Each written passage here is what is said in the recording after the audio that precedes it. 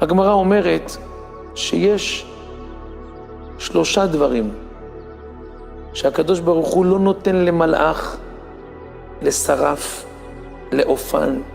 אף מלאך בשום דרגה לא מתעסק בזה, אלא הקדוש ברוך הוא בעצמו מכריז עליהם בשמיים. זה פרנס טוב על הציבור, זה רעב או שבע, והדבר האחרון זה רווק הדר בכרך ואינו חוטא. מה הכוונה? אם יש בחור, רווק, גרוש צעיר, אלמן צעיר לא עלינו, שעובר עליו יום שלם שהוא לא פגם בברית, בורא העולם אומר לכל השמיים שקט, יש לי להכריז פה משהו. טוב, כל השמיים בשקט, הקדוש ברוך הוא מדבר עכשיו.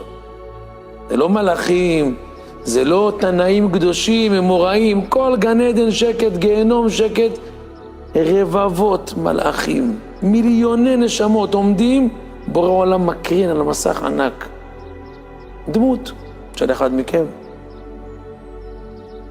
ואומר, פלוני בן פלונית, את השם שלו ושם אמא, יום שלם בתוך העיר, מלא פריצות, מלא זימה, מלא ניאוף, מלא שטויות, מלא סרטונים, מלא תמונות, מלא שחץ.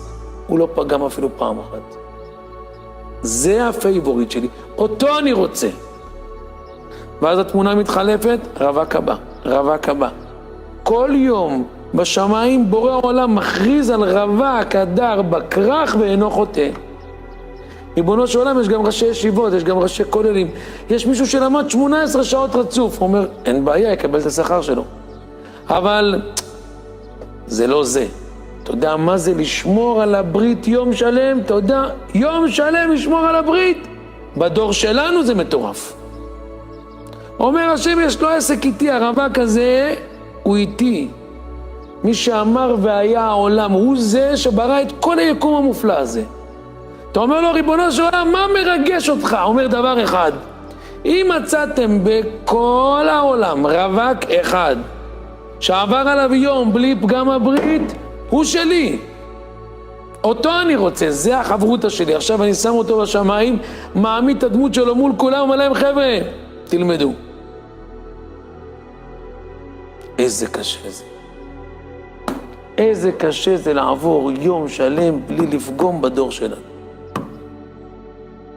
וככל שהוא שומר יותר, אז הברכות שהשם מריף עליו הן יותר חזקות. יש אחד רק לא עושה מעשה, וזה עצום. יש אחד גם לא מסתכל איפה שאסור. יש אחד גם לא מדבר מה שאסור. יש אחד גם לא חושב.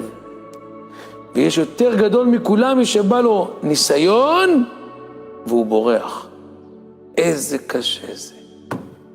כי הניסיון כבר הגיע. לא שאני רדפתי. לא, אני הייתי פסיבי. אבל פתאום זימנו לי ניסיון. איזה קשה. פתאום מתעורר בבן אדם, הוא נהיה אש. הוא לא יכול להחזיק את עצמו. הוא אומר, לא, אבל קיבלתי על עצמי.